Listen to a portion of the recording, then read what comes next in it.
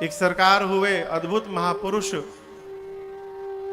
सरकार को भोग लगा के कुछ पाते थे।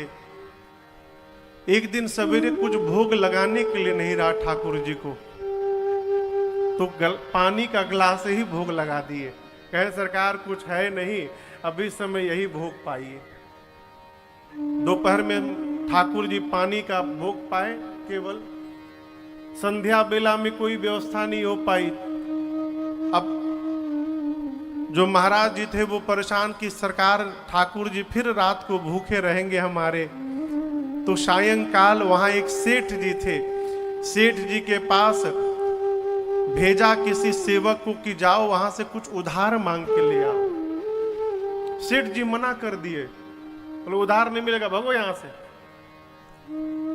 जब सेवक वापस चला आया तो वो महाराज जी ठाकुर जी को बोले सरकार इस समय भी आपको पानी से ही काम चलाना पड़ेगा। गिलास में पानी भरे, तुलसी दल डाले, ठाकुर जी को भोग लगाएं और लिपट के चरणों में लगे रोने ठाकुर जी के कि ये स्थिति मेरी आ गई कि मेरे सरकार को पानी का भोग लगाना पड़ रहा। अब दर्शन करिए, अगले दिन सवेरे जो सेठ जी मना किए थे कि कुछ नहीं दूंगा उधार, उनके दुकान से बैलगाड़ी में भर भर के सामान आया आश्रम पर, भर भर के। महाराज जी पूछे भाई ये सामान कहां से आया? तो सेठ जी ने भेजा।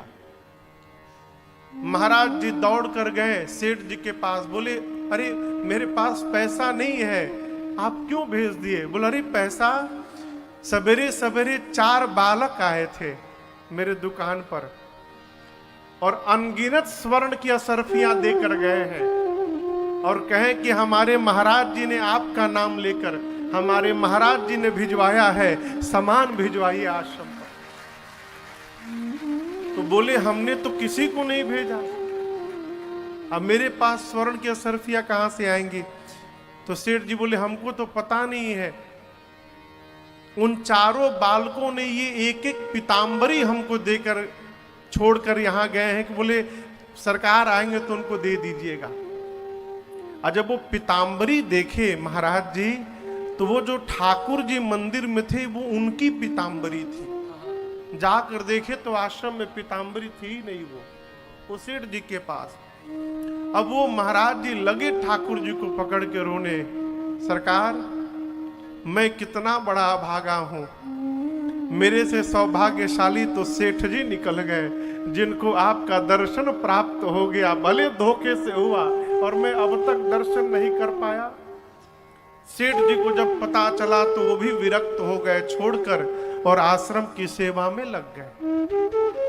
ये प्रसंग, ये सत्य घटना सुना रहा हूं आपको मैं।